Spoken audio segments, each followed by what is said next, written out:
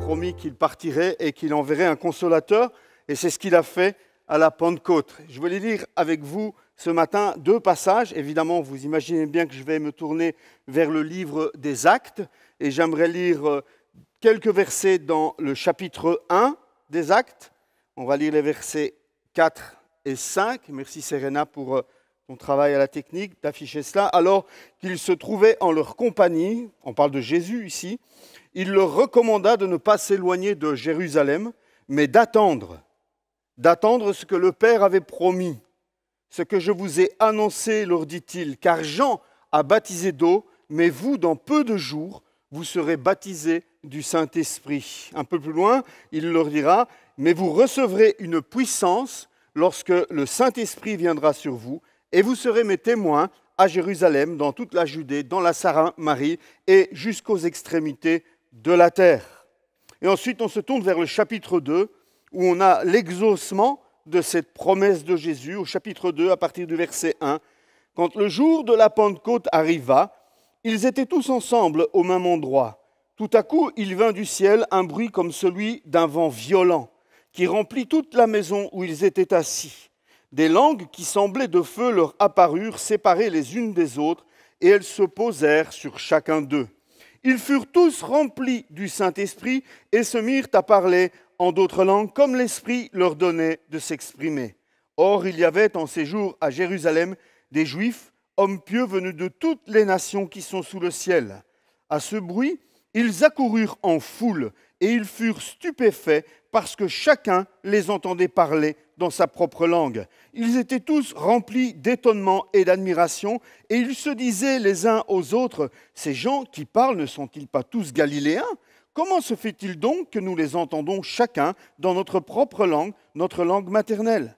Parthes, Mèdes, Élamites, habitants de la Mésopotamie, de la Judée, de la Cappadoce, du Pont, de l'Asie, de la Phrygie, de la Pamphylie, de l'Égypte, du territoire de la Libye, voisine de Cyrène, et résidents venus de Rome, juifs de naissance ou par conversion, crétois et arabes, nous les entendons parler dans notre langue des merveilles de Dieu. Tous remplis d'étonnement et ne sachant que penser, ils se disaient les uns aux autres, « Qu'est-ce que cela veut dire ?» Mais d'autres se moquaient et disaient, « Ils sont pleins de vin doux. » J'arrête là, vous pouvez continuer le chapitre 2 à la maison si ça vous intéresse d'aller plus loin. Mais je vais m'en tenir à ce texte-là pour ce matin. Les disciples sont dans l'obéissance. Jésus leur a demandé d'attendre et c'est ce qu'ils font. Ils sont environ 120 dans la chambre haute et ils attendent. Ils attendent la puissance d'en haut, c'est ce que Jésus leur a dit. Ils attendent le baptême du Saint-Esprit, c'est aussi ce que Jésus leur a dit. Mais en réalité, ils ne savent pas trop ce qu'ils attendent.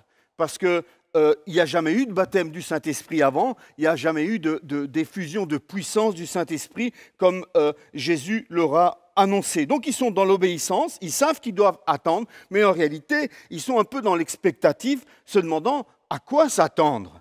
Ils sont dans cette situation-là, nous connaissons l'histoire et nous savons ce qui va leur arriver. Mais eux n'avaient aucune idée de ce qui allait leur arriver. Et ils ont été obéissants et je pense que c'est une clé importante dans l'étude de ce texte, de réaliser que l'obéissance fait partie quelque part du processus de réception du Saint-Esprit. Ce matin, je vous propose de découper ma prédication en 3 parties. D'abord, nous verrons que la Pentecôte, c'est avant toute chose la naissance de l'Église. C'est un anniversaire, c'est la naissance de l'Église. Ensuite, nous verrons en second lieu que nous essaierons de découvrir ensemble quel est le but de Dieu en faisant naître l'Église. Pourquoi Dieu voulait l'Église et quel est le rôle que Dieu attend de la part de l'Église. Et enfin, je vous propose de faire notre propre autocritique de l'Église Connect. C'est ce que nous ferons, ce sont les 3 points que nous allons prendre ensemble ce matin pour vous situer. Le premier point, la naissance de l'Église. Souvent, nous résumons la Pentecôte au baptême du Saint-Esprit. On pense Pentecôte, on pense baptême du Saint-Esprit. Et on parle du baptême du Saint-Esprit et on est focalisé sur le baptême du Saint-Esprit. Ce n'est pas faux, quelque part, mais ce que je voudrais vous faire comprendre ce matin, que parfois on a tendance à plus se focaliser sur le moyen que sur le but. À la Pentecôte, il y a un but.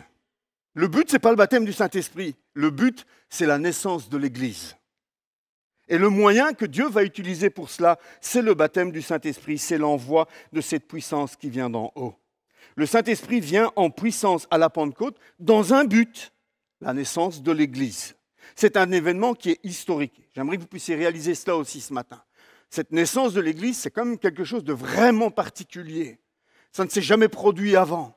C'est quelque chose de nouveau, c'est quelque chose que Dieu voulait, c'est quelque chose que Dieu suscite, cette naissance de l'Église. L'Église naît à la Pentecôte. C'est une naissance extraordinaire. C'est la venue de quelque chose de complètement nouveau et de révolutionnaire qui va révolutionner le monde. L'instrument que Dieu veut utiliser pour bouleverser et révolutionner ce monde.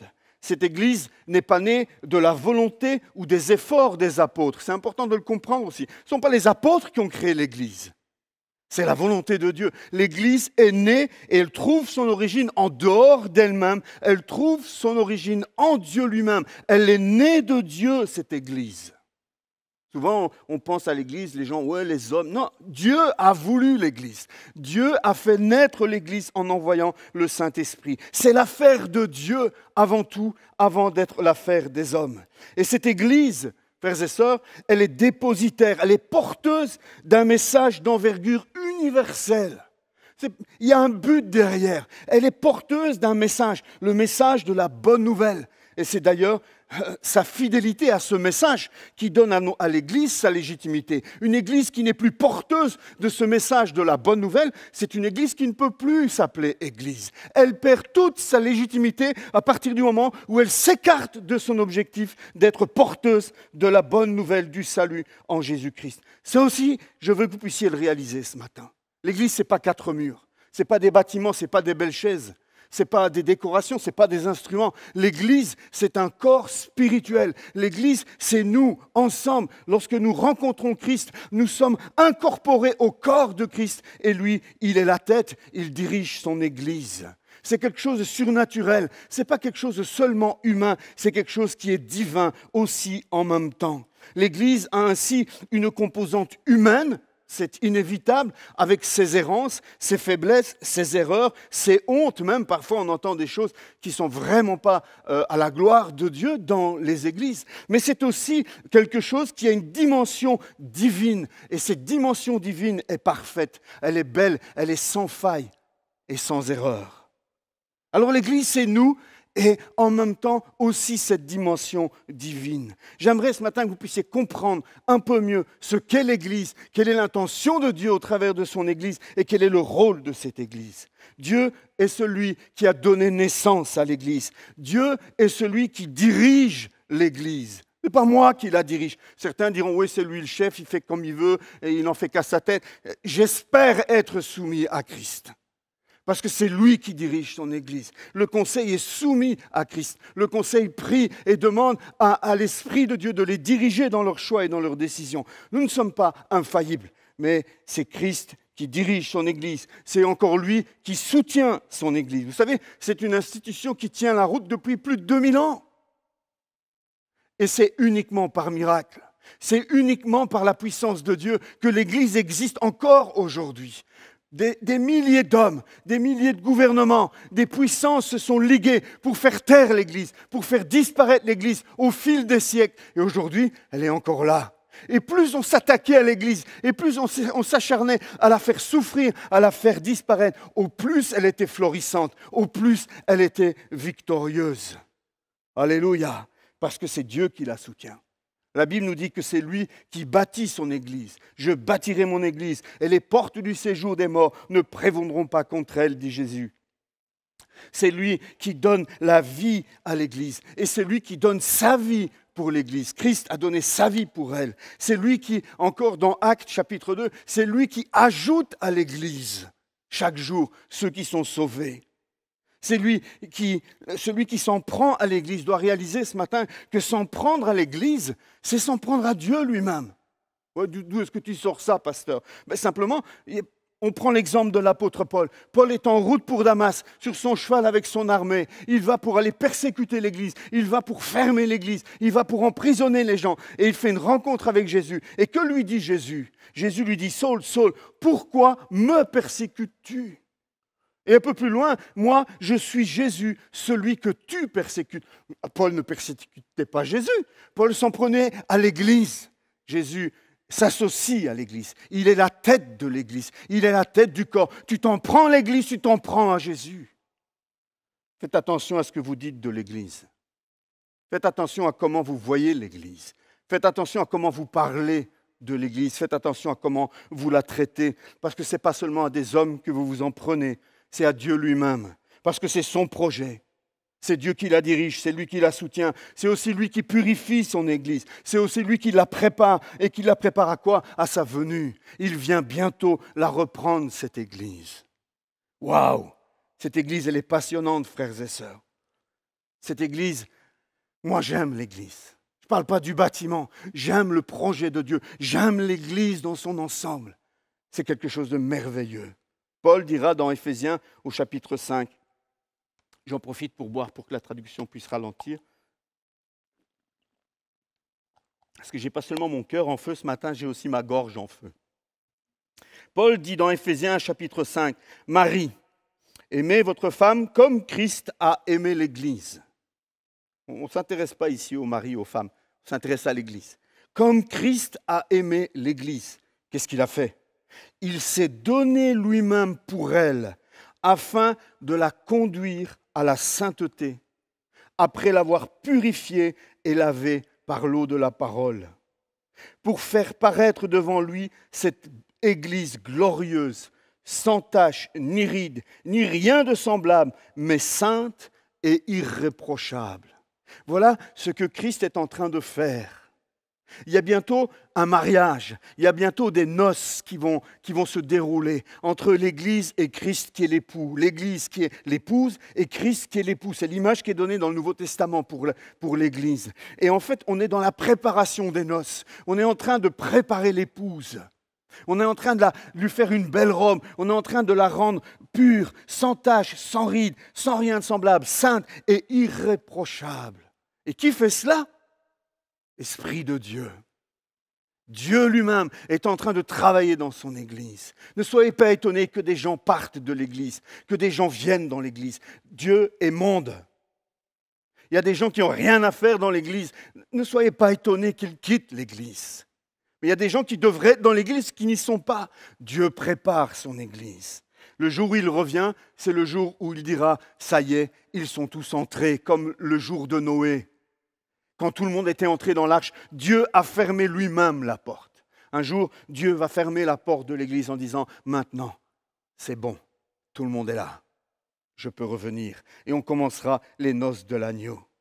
Frères et sœurs, c'est quelque chose d'unique, d'exceptionnel, cette naissance de l'Église. Dans l'Ancien Testament, le Saint-Esprit s'était déjà manifesté aussi avec force et puissance, surtout lors de la dédicace du temple ou du tabernacle. Dans 2 Chroniques, chapitre 7, je propose de vous lire ce qui s'est passé au moment de la dédicace du temple. Le feu est venu, la gloire de Dieu est venue, et il était impossible pour les prêtres de rester à l'intérieur du temple à cause de cette gloire de Dieu. Voilà ce qu'on lit.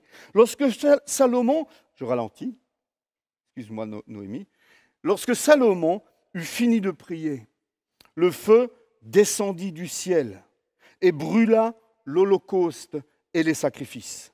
Et la gloire de l'Éternel remplit le temple. Les prêtres ne pouvaient entrer dans la maison de l'Éternel, car la gloire de l'Éternel la remplissait. Tous les Israélites virent descendre le feu et la gloire de l'Éternel sur le temple. Ils s'agenouillèrent, le visage contre terre, sur le pavé. Ils adorèrent et célébrèrent l'Éternel en disant « Il est bon, oui, sa bonté dure éternellement. » À la Pentecôte, la venue du Saint-Esprit ne va pas avoir le même effet que lors de la dédicace du temple. Pourtant, on parle de temple aussi à la Pentecôte. Il y a quelque chose de nouveau qui est créé avec cette venue du Saint-Esprit. Mais les effets sont différents. Parce que là où le Saint-Esprit, la gloire de Dieu, la sainteté de Dieu descend sur le temple, même les prêtres qui étaient normalement rituellement préparés à entrer dans la présence de Dieu ont été obligés de sortir à cause de la gloire de Dieu. Mais lorsque le Saint-Esprit vient à la Pentecôte et descend sur toi, sur moi, sur nous, sur les enfants de Dieu, sur ceux qui ont mis leur foi en Jésus-Christ, l'effet est différent. Pourquoi? Parce qu'il y a eu la croix. Parce qu'à la croix, Christ a purifié nos cœurs.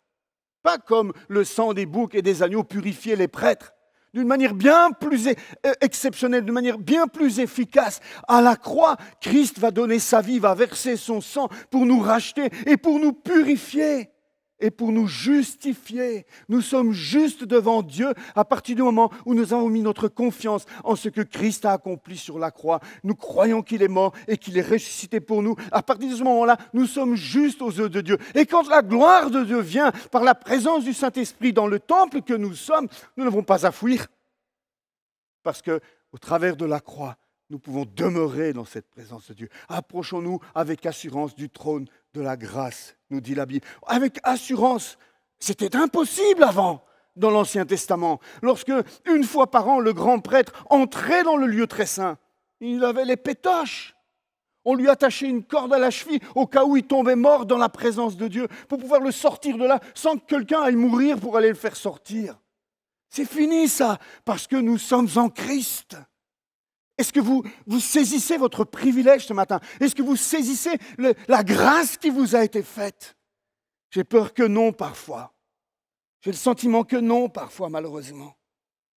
Au contraire, dans l'Ancien Temple, les quelques prêtres, ils ont dû fuir la présence de Dieu. À la Pentecôte, Dieu lève un nouveau sacerdoce universel. Les anciens prêtres sont devenus obsolètes. L'Ancien Temple est devenu obsolète.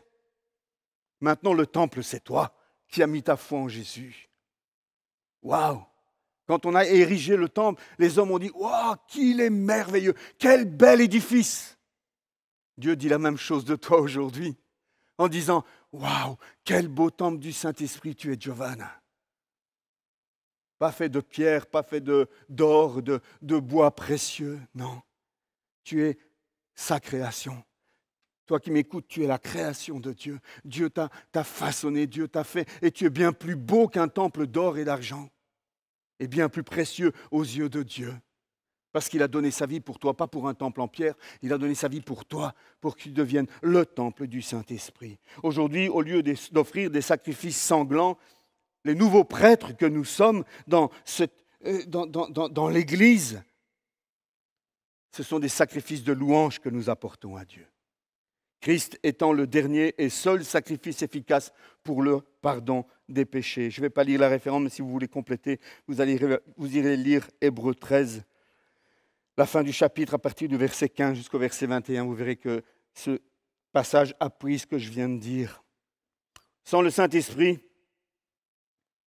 l'Église, c'est juste une coquille vide. Sans le Saint-Esprit, l'Église, c'est juste un tombeau, un fossile. Il y a eu la vie avant, il y a peut-être eu quelque chose, mais il n'y a plus rien. Sans le Saint-Esprit, l'Église est morte. Sans la puissance de l'Esprit, il n'y a pas d'Église vivante, il n'y a pas d'Église victorieuse, il n'y a pas d'Église conquérante. Et le message de la Pentecôte, peut-être pour aujourd'hui, pour l'Église d'aujourd'hui, elle a peut-être besoin d'entendre qu'elle peut être belle, elle peut être grande, elle peut être riche. Si elle n'a pas le Saint-Esprit, elle est juste un fossile. Elle est juste une coquille vide. Sans cette puissance de l'Esprit dans l'Église et dans nos vies, nous ne sommes rien. C'est le Saint-Esprit qui donne la vie aux perdus, ce n'est pas nous. C'est le Saint-Esprit qui convainc de pécher, ce n'est pas nous. C'est le Saint-Esprit qui guérit, ce n'est pas nous. C'est le Saint-Esprit qui parle, ce n'est pas nous. C'est le Saint-Esprit qui nous aide à comprendre les Écritures. Vous savez, il y a des hommes et des femmes qui ont passé leur vie à étudier la Bible, mais qui n'ont jamais rencontré Jésus. Il y a des gens qui sont capables de vous réciter des textes entiers, des livres entiers du Nouveau Testament. Ils ne sont pas nés de nouveau. Parce que le Saint-Esprit ne les a pas régénérés. C'est lui qui fait cette œuvre. Sans l'aspect surnaturel de la vie de l'Église, l'Église n'est plus une Église.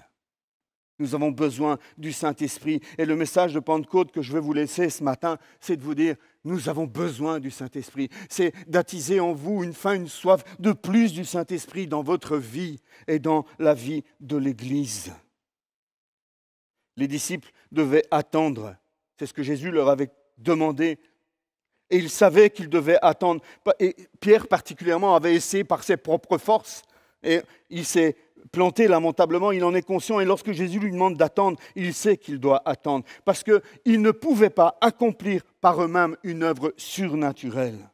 Frères et sœurs, Nous ne pouvons pas le faire sans le Saint-Esprit. L'Église n'est pas simplement une affaire naturelle. L'Église n'est pas seulement une affaire d'hommes. L'Église est une affaire surnaturelle. L'Église est un projet de Dieu. Et si vous enlevez Dieu de ce projet, il n'y a plus de projet. Il n'y a plus que cette coquille vide. Ce n'est pas nous qui convertissons les gens. Nous pouvons juste témoigner. Ce n'est pas nous qui guérissons les gens. Nous prions pour les gens. Ne confondons pas. Il y a la part du Saint-Esprit et il y a la part des chrétiens. Mais si les chrétiens ne font pas leur part, le Saint-Esprit ne fera pas la sienne non plus. Il a choisi de collaborer avec nous. Il a choisi de le faire avec nous. Le Saint-Esprit pourrait très bien aller toucher les non perdus sans notre aide. Il pourrait très bien le faire. Mais il a choisi de le faire avec nous, au travers de nous. L'Église, c'est le projet de Dieu. C'est les hommes qui collaborent avec Dieu. C'est les hommes qui marchent avec Dieu. C'est une famille, c'est un corps qui est dirigé par Christ et qui est la tête. Sans la puissance donnée par le Saint-Esprit, l'Église est faible. Et cette puissance, elle est venue au travers d'une personne, une personne divine, la troisième personne de la Sainte Trinité, le Saint-Esprit. Et c'est alors que ce petit groupe d'hommes et de femmes illettrés ont bouleversé le monde. C'est seulement alors qu'ils ont bouleversé le monde. C'est seulement à ce moment-là que quelque chose d'extraordinaire s'est produit. À partir de quelques hommes, quelques femmes complètement illettrés, apeurés, sans moyens financiers, sans rien pour eux, par la puissance du Saint-Esprit, le message s'est répandu jusqu'aux extrémités de la terre. Alléluia. Ça, c'est le projet de Dieu, l'Église. C'était le point 1. Je ne sais pas si ça brûle dans vos cœurs comme ça brûle dans le mien. Mais l'Église, c'est le plus beau projet de Dieu pour aujourd'hui. Christ aime son Église. On peut la regarder avec nos regards, avec nos yeux, et on peut être déçu, on peut voir des failles, on peut voir des défauts. Et il y en a effectivement. Mais on peut aussi voir au travers des yeux de Christ. On peut aussi voir l'Église au travers des yeux de Jésus. Et on peut alors apprendre à l'aimer. On peut alors apprendre à vibrer avec elle et à vivre pour elle, à s'impliquer dans l'Église, à vouloir la voir grandir, à vouloir la voir saine. En tout cas, c'est comme ça que Jésus la voit. Si le seul regard que tu as sur l'Église aujourd'hui, c'est « Oh, c'est nul, oh, il y a ceci, il y a cela qui ne va pas, oh, on devrait faire comme ceci, on devrait faire comme cela », si le regard que tu as sur l'Église se limite à cela, c'est que tu n'as pas le regard de Christ sur l'Église. Et si tu n'as pas le regard de Christ sur l'Église, tu es bien malheureux ce matin, bien malheureux. Parce que tu n'arriveras pas à t'impliquer dans ce projet de Dieu. Il faut le regard de Dieu pour pouvoir s'impliquer dans ce projet. Alors, deuxièmement, pourquoi est-ce que Dieu a voulu l'Église ? Quel est le rôle de l'Église ? Je pense que c'est une question que chaque Église devrait se poser régulièrement, à savoir, mais à quoi on sert ? Pourquoi on existe ? Qu'est-ce que Dieu attend de nous ? Quel est le rôle de l'Église ? C'est une question que tu devrais te poser ce matin, mais que l'Église devrait se poser de manière régulière. Est-ce que nous sommes bien dans le projet de Dieu ? Qu'est-ce que Dieu attend de moi ? Eh bien, pour répondre à cette question, je pourrais utiliser un seul mot. Il y a 3 points, mais ces 3 points pourraient se résumer en un seul mot. Le mot à retenir, c'est servir. L'Église est là pour servir. C'est le mot service qu'il te faut retenir. Ah, on n'aime pas ce mot-là. Déjà, j'en vois qui sont en train de se rétracter là, dans leur divan, dans leur fauteuil. On dit « Oh, service, non, non. Moi, j'aime bien être servi. » J'aurais préféré, pasteur, que tu utilises le mot « servi ».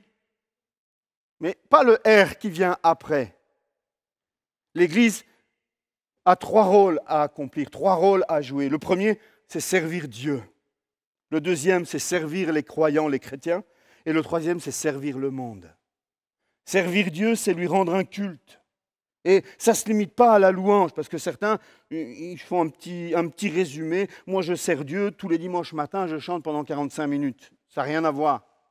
Servir Dieu, lui rendre un culte, c'est lui obéir. C'est rechercher sa volonté, c'est chercher la sainteté, c'est vouloir honorer Dieu. Je sers Dieu lorsque j'obéis. Je sers Dieu lorsque je cherche de tout mon cœur, de toute mon âme, de toute ma force. C'est ce que Dieu attend de la part des chrétiens. C'est le point numéro 1. Paul le dira à sa manière dans Éphésiens au chapitre 5, verset 18. Il dira « Ne vous enivrez pas de vin, cela mène à la débauche. Soyez au contraire remplis de l'Esprit. » Paul insiste parce qu'il sait que c'est une clé, c'est la clé, être rempli du Saint-Esprit. Dites-vous des psaumes, des hymnes et des cantiques spirituels, chantez et célébrez de tout votre cœur les louanges du Seigneur. Remerciez constamment Dieu le Père pour tout, au nom de notre Seigneur Jésus-Christ. Soumettez-vous les uns aux autres dans la crainte de Dieu. Voilà ce que c'est que de servir Dieu. Voilà ce que c'est que de rendre un culte à Dieu. Ensuite, l'Église est là pour servir les chrétiens, c'est-à-dire les former, les nourrir, les amener à la maturité de la foi. Souvent, on a résumé notre rôle à simplement amener les gens à la foi. Cette foi qui sauve. Mais ça ne se limite absolument pas à cela.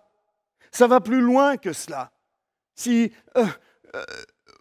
votre compréhension de la vie dans la maison, c'est juste de donner naissance à un enfant et ensuite de laisser l'enfant se débrouiller dans un coin de la maison, l'enfant ne va pas survivre. Tous, nous savons par nature que non seulement il faut donner la vie à cet enfant, mais ensuite il a besoin de soins pour grandir avant de devenir un adulte. Et le rôle de l'Église, c'est de servir les chrétiens pour qu'ils deviennent ces adultes dans la foi, des adultes dans leur union avec Jésus-Christ. Et ça, ce n'est pas le rôle seulement des pasteurs, c'est le rôle de chacun d'entre nous. Chacun, vous savez, moi j'aime ça quand je vais en Afrique, ça se voit pas trop ici en Occident dans les familles blanches, mais lorsque je vais en Afrique, je suis toujours étonné de voir comment dans une grande famille, évidemment la maman est là, elle nourrit, elle veille, etc. Mais la grande sœur veille sur la sœur en dessous d'elle, et la sœur en dessous d'elle est responsable de la sœur. Et chacun prend soin du plus petit que lui. Et on voit des petites filles de 5 ans qui portent le bébé de la famille sur le dos. Chacun trouve sa place dans cette chaîne, dans cette famille. Et c'est comme ça aussi que ça devrait être dans la famille de Dieu. Lydia qui est là ce matin, tu devrais suivre quelqu'un qui est plus jeune dans la foi que toi et l'encourager et veiller sur lui. Et Hilaria qui est dans la foi depuis je ne sais combien d'années devrait prendre soin, et chacun devrait prendre soin de quelqu'un. Tous nous sommes appelés à faire des disciples. Et faire des disciples, ce n'est pas juste leur parler un jour de Jésus en disant « Pasteur, je t'ai amené un copain de l'école, pasteur, je t'ai amené un collègue de travail à l'église, vas-y, hein ?» Non, moi je suis incapable de faire cela. Mais toi, tu peux le faire. Chacun d'entre nous qui avons reçu l'Esprit, nous sommes capables de prendre soin de quelqu'un. Nous avons la même Bible. Évidemment, ça demande un investissement, mais c'est là le service que Dieu attend de toi, que tu t'investisses dans la vie de quelqu'un, que tu investisses dans la vie de quelqu'un pour qu'il puisse devenir lui-même un adulte. Ensuite, tu pourras le laisser. Il prendra lui-même soin de quelqu'un et tu prendras le relais pour quelqu'un d'autre.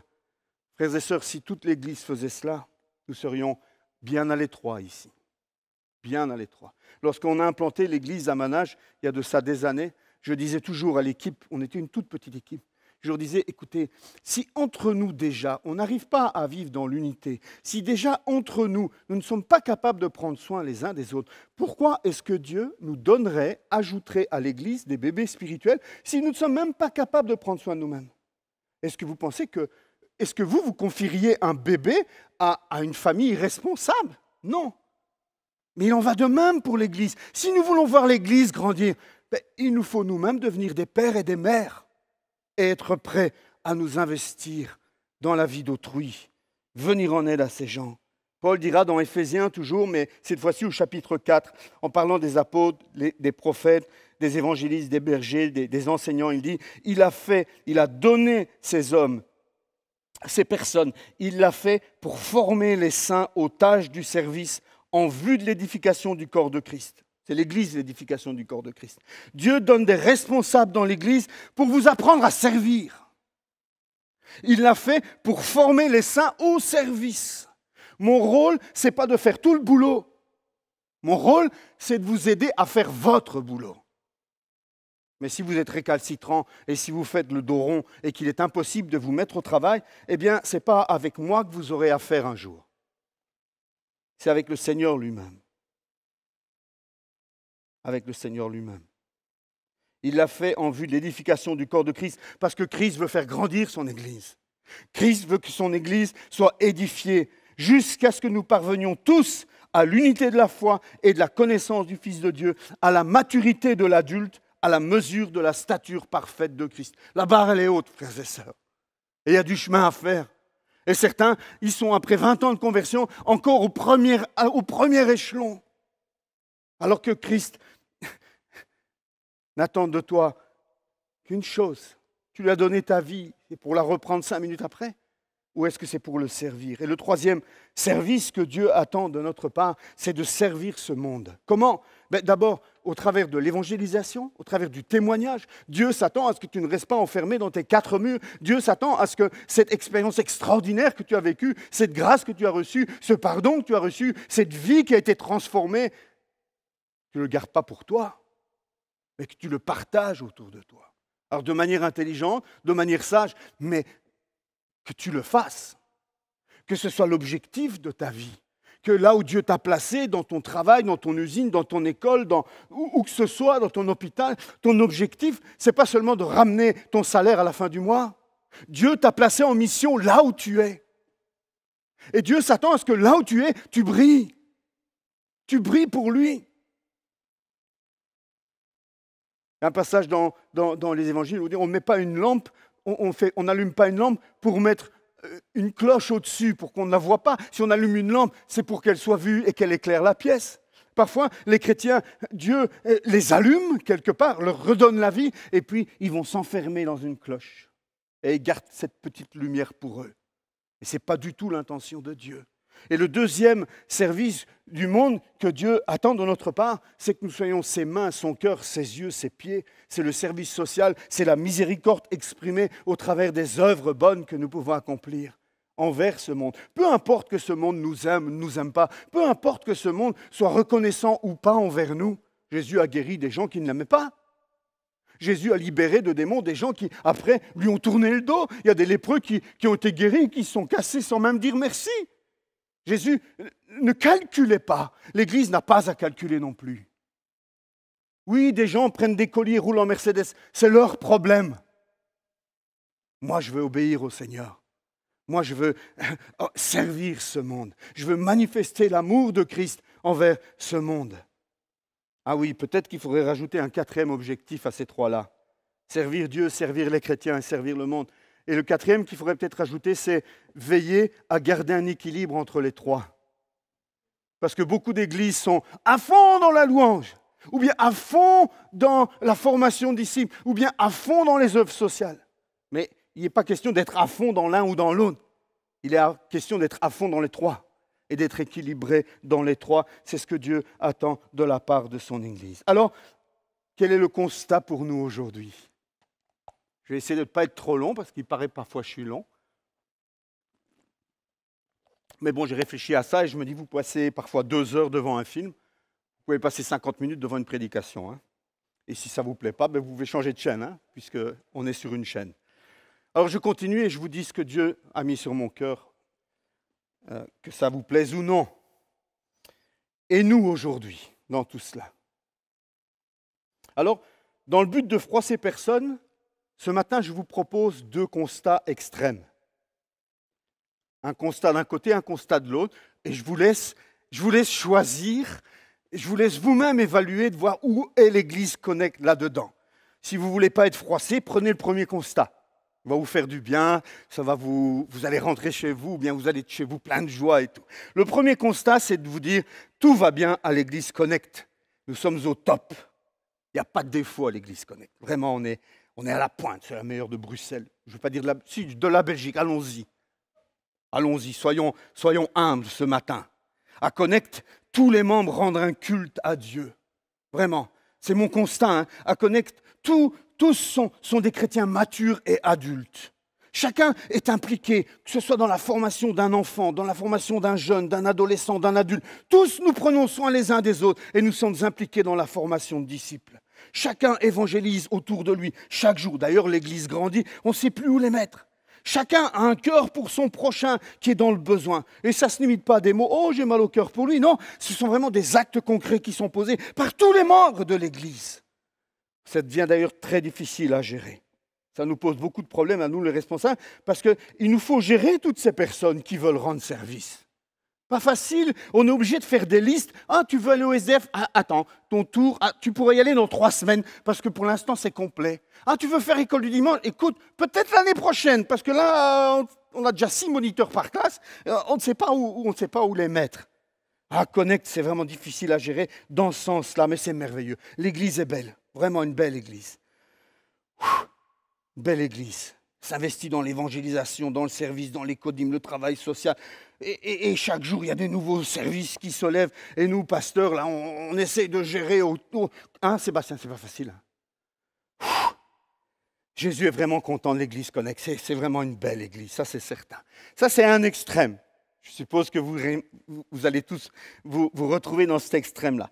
Puis, je vais vous donner un autre constat. C'est maintenant qu'il faut couper la télé. Pour ceux qui coupent maintenant. Hein. Ça y est, c'est coupé. Je continue avec les autres qui veulent en savoir plus. Hein.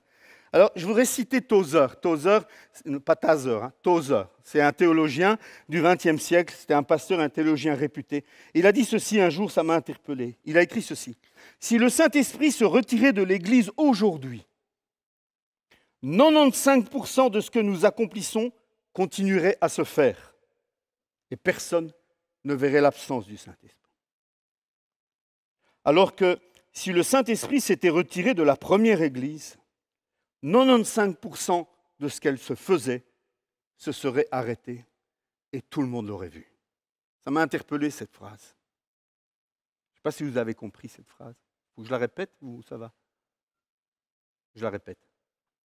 Si le Saint-Esprit se retirait de l'Église aujourd'hui, 95% de ce que nous accomplissons continuerait à se faire. Ça veut dire que 95% de ce que nous faisons, nous ne le faisons pas avec la puissance du Saint-Esprit. Ce sont des œuvres humaines, des œuvres de la chair. Et personne n'observe l'absence du Saint-Esprit. Alors que dans l'Église primitive, qui fonctionnait par la puissance du Saint-Esprit, si le Saint-Esprit s'était retiré de cette Église, 95% de ce que l'Église primitive faisait se serait arrêté. Et là, tout le monde aurait vu la différence. Je vous laisse approuver ou non la pertinence de ces propos de Tozer. Mais ce qui est certain, selon moi, c'est que le constat n'est pas des plus brillants aujourd'hui dans l'Église en général. Si Jésus venait faire un audit de l'Église Connect, je ne pense pas que nous aurions l'accréditation haut la main. Nous faisons beaucoup d'efforts pour être une Église attractive. Vous le voyez, vous le savez, nous investissons beaucoup dans ce sens, dans le sens d'être une église accueillante, attractive, moderne, etc., etc.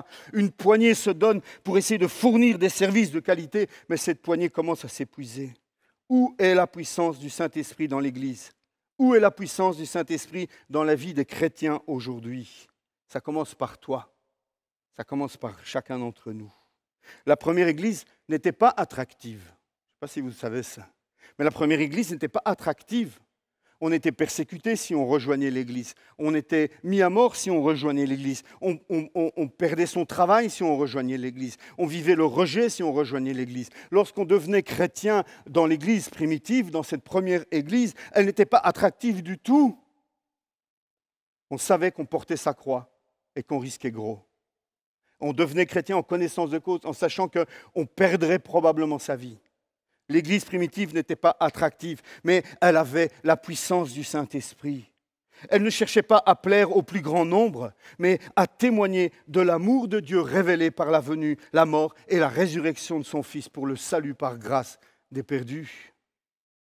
Le fun ne se trouvait pas dans la belle musique de la première église, ne se trouvait pas dans de beaux locaux ou dans une écodyme rigolote, mais dans la présence de l'Esprit de Dieu dans cette Église. Quand l'Esprit de Dieu est là, frères et sœurs, l'Église est en feu pour Jésus. L'Église est en feu pour la communion fraternelle. L'Église est en feu pour la sainteté. Elle est en feu pour les perdus. Elle est en feu pour le royaume de Dieu. Quand l'Esprit de Dieu est là, il y a un embrasement qui se produit. Il y a un feu qui est là. Et je ne parle pas ici de débordement émotionnel, de cris, de pleurs, de rires ou de frissons. Je parle de zèle pour la sainteté. Je parle d'une recherche de piété. Je parle de crainte de Dieu, de respectueuse de Dieu. Je parle d'un amour profond, une compassion profonde pour les perdus. Je parle d'un amour renouvelé pour la parole de Dieu. Et je pourrais rajouter, un jour, 2 hommes regardaient une église évangélique partir en fumée. Il y avait un incendie dans la rue. C'était l'église évangélique du coin. L'église Connect était en train de brûler. Et il y a 2 hommes qui sont en train de regarder. Un des 2 hommes est membre de l'église Connect. Je ne vais pas dire qui c'est, comme ça il ne va pas se sentir gêné. Et il dit à l'homme qui est là avec lui, « Mais au fait, je ne t'ai jamais vu à l'église avant. » Et ce passant qui regardait l'incendie se tourne vers lui et lui dit, « Écoute, je dois t'avouer qu'avant, je n'avais jamais vu une église en feu. »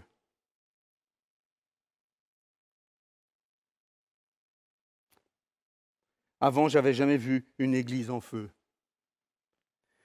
Quand l'Église est en feu spirituellement, frères et sœurs, elle devient naturellement attractive. Elle attire les foules. Je pense toujours au réveil du pays de Galles. Il s'est produit des choses extraordinaires. Il y avait un feu sur le pays de Galles. Des gens qui passaient sur le trottoir devant une église qui était en train de célébrer Dieu. Des gens se convertissaient sur le trottoir. Des gens étaient touchés par l'Esprit de Dieu. Les bistrots ont fermé pendant le réveil du pays de Galles. Il n'y avait plus personne dans les cafés. C'était fermé. Des choses extraordinaires se sont passées. Quand le feu descend sur l'église, il y a des choses extraordinaires qui se passent. Et plus besoin d'avoir une peinture toute fraîche, toute refaite. Les gens sont prêts à venir dans la présence de Dieu, dans des caves, dans des forêts, dans des déserts, dans des endroits reculés s'il faut. Mais l'important, c'est d'être ensemble dans cette présence de Dieu. Quand l'église est en feu, alléluia, frères et sœurs. Si les chrétiens aujourd'hui ne sont pas excités, enthousiasmes pour ceux qu'ils croient, pourquoi est-ce que les croyants le seraient? Si nous-mêmes nous sommes tièdes, si nous-mêmes nous sommes moumous comme ça, si nous-mêmes nous ne sommes pas plus motivés que cela, mais comment allons-nous faire pour motiver les autres? Nous avons besoin de ce feu de l'Esprit qui descende sur nous. Je crois qu'aujourd'hui l'Église est comme un peu cette petite fille devant une parade militaire. Je ne sais pas si vous connaissez cette histoire. C'est une petite fille qui regarde une parade militaire avec sa maman. Et d'abord, dans une parade militaire, il y a d'abord les musiciens qui sont devant et qui font une belle musique militaire, etc., avec des cuivres et des tambours, etc. Et puis derrière, il y a les soldats en habits de parade, bien habillés, avec des belles couleurs, etc., et qui suivent ces musiciens. Alors la petite fille se tourne vers sa maman et elle dit « Mais maman, ça sert à quoi d'être soldat si on ne joue pas de la musique et qu'on ne fait que suivre derrière ?» C'est à la compréhension qu'elle avait de l'armée. Pour elle, l'armée, pour elle, être soldat, c'était jouer une musique et marcher derrière des musiciens, apparemment. Elle avait une vision assez limitée de ce qu'est l'armée. Et le problème de cette petite fille, c'est sa compréhension incomplète du rôle de l'armée. Elle ne savait pas que la mission du soldat, c'est surtout de se battre pour défendre ou pour conquérir, pas de parader dans les rues, pas de jouer de la belle musique, c'est de se battre. Dans l'Église, aujourd'hui, j'ai le sentiment qu'il y a une belle fanfare et beaucoup de soldats qui paradent en habit du dimanche. Mais le rôle de l'Église ne se limite pas à parader, mais à servir en bleu de travail. Je vais redire cette phrase. Dans l'Église, on a une belle fanfare. Bravo encore ce matin, belle fanfare. Et on a beaucoup de soldats qui viennent le dimanche en habit du dimanche et qui paradent. Mais le rôle de l'Église ne se limite pas à parader, frères et sœurs. Le rôle de l'Église, c'est de servir en bleu de travail. Oui, de temps en temps, il y a une parade. Oui, de temps en temps, il y a une belle fanfare. Mais la plupart du temps, on est sur le champ de travail. On est sur le champ de combat. Ce n'est plus le cas aujourd'hui, j'ai l'impression. Je vais conclure avant qu'on me jette des pierres. Le confinement nous a tous atteints, frères et sœurs. C'est ma conclusion. Le confinement nous a tous atteints.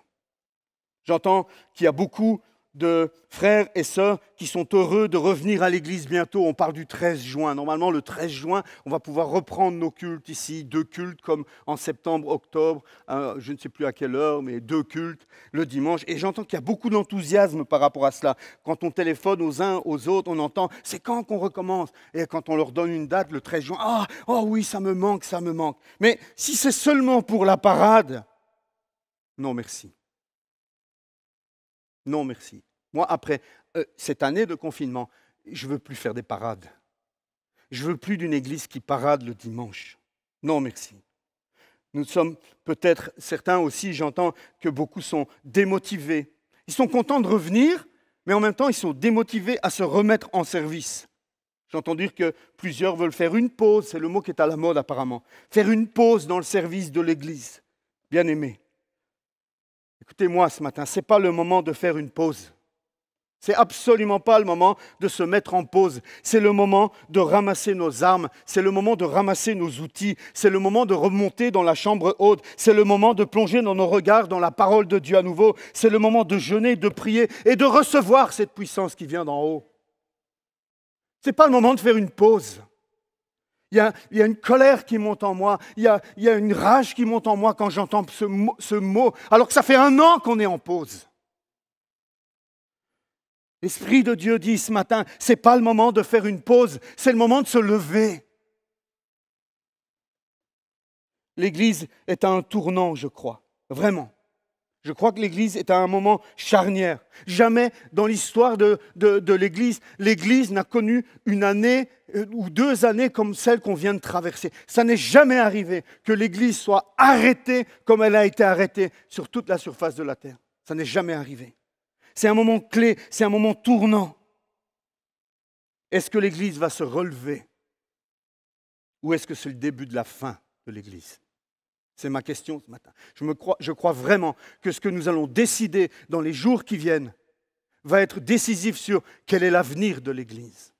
Est-ce que l'Église va rester en pause ou est-ce que l'Église va se lever, se relever et se remettre au service? Si l'Église ne se relève pas, si l'Église reste en pause, alors je crois que ce que Jésus a dit dans Luc 18:8 va s'accomplir. Vous savez ce que Jésus a dit dans Luc 18:8? Il a dit, lorsque je reviendrai, est-ce que je trouverai encore la foi sur la terre? Moi, je crois que nous sommes à un moment charnière. Un moment charnière. Est-ce que maintenant, nous allons nous relever? Est-ce que l'Église va reprendre vie? Est-ce que l'Église va refonctionner par la puissance du Saint-Esprit? Ou est-ce que l'Église va rester dans l'ombre, cachée? Et là, alors Jésus pourra dire, dans les derniers jours, lorsque je reviendrai, est-ce que je trouverai encore la foi sur la terre? Parce que si l'Église s'endort, si l'Église meurt, il n'y aura plus de foi sur la terre. Avant la pandémie, nous avions déjà une fameuse tendance à être des spectateurs dans l'Église. Rien que la manière dont c'est organisé, c'est un spectacle. Il y avait déjà en nous cette tendance à être des spectateurs au lieu d'être des acteurs dans l'Église. Et là, ça fait maintenant plus d'1 an que nous sommes forcés à être spectateurs. Est-ce que nous allons le rester? Ou est-ce que nous allons nous lever en disant « mais non, ça suffit ». Si tu ne te lèves pas et si tu ne deviens pas un des acteurs de l'Église, je conclus avec ça, si tu ne te lèves pas maintenant, si tu ne te fais pas violence maintenant, ne t'attends pas à voir ton nom dans le générique de fin du film de l'Église. Seuls les acteurs, les producteurs, les metteurs en scène, ceux qui sont occupés de la musique, du son, seuls ceux-là apparaissent dans le générique de fin. Tous les spectateurs, et ils sont des millions à regarder des films, jamais vous verrez leur nom dans le générique de fin d'un film. Si tu veux voir ton nom dans le livre, je t'attends le 13 juin, avec un cœur disposé à servir. Seigneur, merci pour ta parole et je prie pour qu'elle impacte. Je prie pour qu'elle impacte les cœurs. Je prie, Seigneur, pour que ta parole...